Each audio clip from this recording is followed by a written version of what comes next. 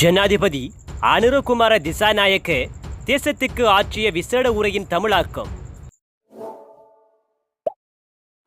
பிக்குமார்களே, மதத் தலைவர்களே, பெற்றோர்களே, சகோதர சகோதரிகளே, பிள்ளைகளே, பல தசாப்தங்களாக நாம் எழுப்பிய குரலுக்கு மெதுமெதுவாக ஆனால் சீராக செவிசாய்த்து நாங்கள் முன்வைத்த வேலை திட்டத்துக்கு உயிர்மூச்சாக இருந்த இந்நாட்டு மக்கள் அனைவருக்கும் எங்களது கௌரவத்தை தெரிவிக்கிறோம். எங்கள் வேலை திட்டத்தில் உடன்படாத தரப்பினர் கூட நாங்கள் அடைந்த வெற்றியால் மகிழ்ச்சி அடைந்தால் மாத்திரமே நீங்கள் அளித்த இந்த வெற்றி மேலும் பலமானதாக இருக்கும் என்று நாங்கள் நம்புகிறோம். எனவே இந்த வெற்றியின் உரிமையை நம் நாட்டின் அனைத்து மக்களுக்கும் அர்ப்பணிக்க விரும்புகிறேன். நமது அரசியல் இயக்கத்தின் மீது நம்பிக்கை வைத்து பல்வேறு அவதூறுகளையும் பொய்யான திரிவுபடுத்தப்பட்ட தகவல்களையும் ஒதுக்கிவிட்டு புதிய பரிசோதனைக்கு அஞ்சாமல் எமது அரசியல் இயக்கத்திற்கு நமது நாட்டின் ஆட்சி அதிகாரத்தை வழங்கும் அளவிற்கு பெரும் உறுதியுடன் இருந்த பிரஜைகள் உட்பட அனைத்து மக்களுக்கும் இந்த நாட்டை கட்டியெழுப்பும் பணிக்கு தோள் கொடுப்பதற்கான பலம் இருக்கும் என நாங்கள் நம்புகிறோம். இந்த வெற்றிக்காக எமக்கு முன்னரும் எங்களுடனும் பலவிதமான தியாகங்களை செய்த சில சமயங்களில் தங்கள் உயிரை கூட தியாகம் செய்த பல தலைமுறைகளின் விலை மதிப்பெற்ற ஆண்கள் மற்றும் பெண்கள் அனைவரையும் நாங்கள் மரியாதையுடன் நினைவு கூறுகிறோம். இந்த வெற்றியையும் அதன் மூலம் கட்டியெழுப்பப்படும் வளமான நாட்டையும் அவர்களுக்கு அளிக்கும் கௌரவமாகவே நான் கருதுகிறேன். இந்த நாட்டை கட்டியெழுப்பதற்கான பங்கை கூட்டு செயற்பாடாக நிறைவேற்றும் திறன் எமக்கு உள்ளது. அதற்கான மிக திறமையான குழு எங்களிடம் உள்ளது. நம் அனைவருக்கும் அது குறித்த முழுமையான உறுதிப்பாடு உள்ளது. நாம் எதிர்பார்க்கும் மாற்றத்தை ஏற்படுத்த எத்தகைய மாற்றத்தை மேற்கொள்வதற்கு முன்னதாக பொருளாதாரத்தை நிரந்தரமான நிலைக்கு உயர்த்துவது அவசியம் என நாம் நம்புகிறோம். அதற்காக நீண்டகால மத்திய கால திட்டங்களை தயாரிப்பதற்கு முன்னர் பின்பற்ற வேண்டிய துரித பொருளாதார செயற்பாடுகள் ஊடாக குறுங்கால ஸ்திரத்தன்மையை ஏற்படுத்த நாம் நடவடிக்கை எடுப்போம். நாம் எதிர்பார்க்கும் மாற்றத்திற்காக குறிப்பிட்ட காலப்பகுதிக்குள் பல நடவடிக்கைகளை மேற்கொள்ள வேண்டும். ஆனால் அவை அனைத்தும் தற்போதைய பொருளாதாரத்தில் ஸ்திர நிலைமையையும் நம்பிக்கையும் கட்டியெழுப்புவதில் மாத்திரமே தங்கியுள்ளது. அதற்காக சர்வதேச நாணய நிதியத்துடனும் துரிதமான பேச்சுவார்த்தை ஆரம்பித்து நீடிக்கப்பட்ட கடன் வசதியுடன் தொடர்புள்ள விடயங்களை தொடர்ந்து முன்னெடுக்க நாம் எதிர்பார்க்கிறோம்.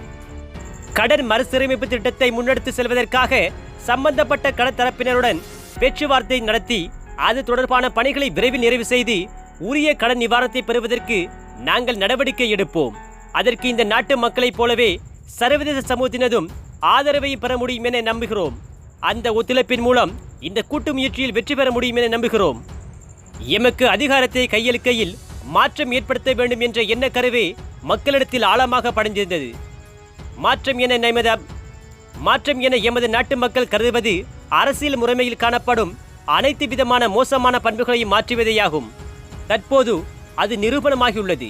இந்த நாட்டில் நடைபெற்ற அனைத்து விதமான தேர்தல்களை நோக்கினால் தேர்தலுக்கு பின்னரான எந்த வன்முறை சம்பவமும் நடைபெறாத ஒரேயொரு தேர்தலாக நாம் வெற்றியீட்டிய ஜனாதிபதி தேர்தல் வரலாற்றில் இணைக்க முடிந்துள்ளது. இது நமது நாட்டு மக்கள் எம்மீது கொண்டுள்ள நம்பிக்கையை உறுதிப்படுத்துகிறது. இந்த நிலைமையை உறுதிப்படுத்தி நிலைப்படுத்துவது எமது நோக்கமாகும். அரசியலில் அதிகாரத்தை பெறுவதற்கு நடவடிக்கை மேற்கொள்வதற்கும் அதற்கான வீகம் அமைப்பதற்கும் எவருக்கும் உரிமையுள்ளது. அரசியல் செய்யும் நேரத்தில் அரசியல் செய்வதற்கும் நாட்டை கட்டியெழுப்ப வேண்டிய நேரத்தில் அதற்காக ஒன்றிணைந்து செயற்படுவது முக்கியத்துவத்தையும் இந்த தருணத்தில் வலியுறுத்துகிறேன். அதற்கான தலைமைத்துவத்தை நாம் வழங்குகிறோம். சிங்களவராக இருந்தாலும், தமிழராக இருந்தாலும், முஸ்லிமாக இருந்தாலும், பர்கராக இருந்தாலும், மலையராக இருந்தாலும் அவர்கள் அனைவருக்கும் நாம் இலங்கை பிரஜைகள் என்ற பெருமையுடன் வாழக்கூடிய நடைமுறை சாத்தியமான ஒரு நாடு உருவாகும் வரை இந்த நாடு தோல்வி அடையுமே தவிர வெற்றி அடையாது. அதற்கு அரசியலமைப்பு ரீதியான பொருளாதார அரசியல் மறுசீரமைப்புகளை மேற்கொள்ள ஒருபோது நாம் பின்வாங்க மாட்டோம். தனது இனம், தனது மதம், தனது வர்க்கம், தனது சாதி என இந்த நாடு பிரிந்திருந்த காலத்தை முழுமையாக முடிவுக்கு கொண்டு வந்து பன்முகத்தன்மையை மதிக்கும் இலங்கை தேசமாக இந்த நாட்டை கட்டியெழுப்பும் நிலையான நிரந்தரமான வேலை திட்டத்தை நாம் ஆரம்பிப்போம். இந்த அனைத்து நடவடிக்கைகளையும் முன்னெடுப்பதற்காக அவற்றை செயல்படுத்த அவசியமான செயற்திறன் மிக்க மற்றும் நேர்மையான அதிகாரிகளை நியமிக்கும் பல நடவடிக்கைகளை நாங்கள் ஏற்கனவே நிறைவு செய்துள்ளோம். பொதுப்பணிக்கு இடையூறு ஏற்படாத மற்றும் பிரஜைகள் தொடர்பில் பாதகமான அழுத்தங்கள் ஏற்படாத வகையில் எதிர்பார்த்த மாற்றங்களை படிப்படியாக மேற்கொண்டு நாம் முன்னோக்கி செல்வோம்.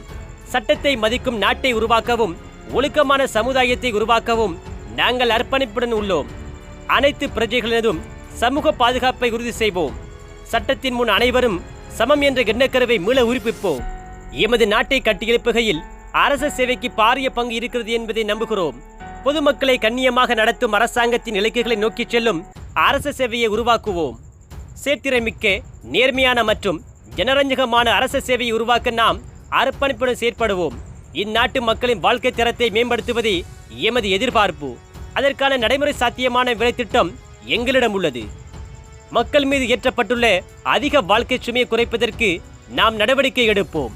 இந்த நாட்டில் உள்ள ஒவ்வொரு தாய்க்கும் தந்தைக்கும் தங்கள் பிள்ளைகளின் எதிர்காலத்தை பற்றி கவலைப்படும் நிலை ஏற்பட இடமளிக்க மாட்டோம். தமது பிள்ளைக்கு நல்ல பாடசாலை மற்றும் சிறந்த கல்வியை வழங்க அந்த ஒவ்வொரு பெற்றோருக்கும் உரிமையுண்டு. அனைத்து பிள்ளைகளுக்கும் சிறந்த கல்வியை வழங்கவும் அடுத்த தலைமுறையை பாதுகாக்கவும் நாம் அர்ப்பணிப்புடன் செயல்படுவோம். அறிவு, திறன், மனப்பாங்கு என்பவற்றை மேம்படுத்தி இளைஞர் சமூகத்திற்கு நம்பிக்கை ஏற்படக்கூடிய எதிர்காலத்தை உருவாக்குவோம். எந்த நாட்டிற்கு நாம் சென்றாலும் விமான நிலையத்தின் தன்மையை வைத்து அந்த நாடு குறித்த ஒரு கண்ணோட்டத்தை உருவாக்க முடியும்.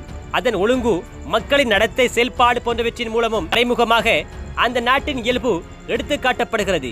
நாட்டு மக்களுக்கு புதிய ஜனாதிபதி அனுரகுமார் திசாநாயக்கவின் முதலாவது விசேட இறுதியாக இருந்த நாடாளுமன்றம் மக்கள் ஆணையை திரிவுபடுத்தியதாக காணப்பட்டது. ஆனால் நேற்றைய தினம் நாடாளுமன்றத்தை கலைக்க நடவடிக்கை எடுத்தேன் என புதிய ஜனாதிபதி அனுரகுமார் திசாநாயக்க தெரிவித்துள்ளார்.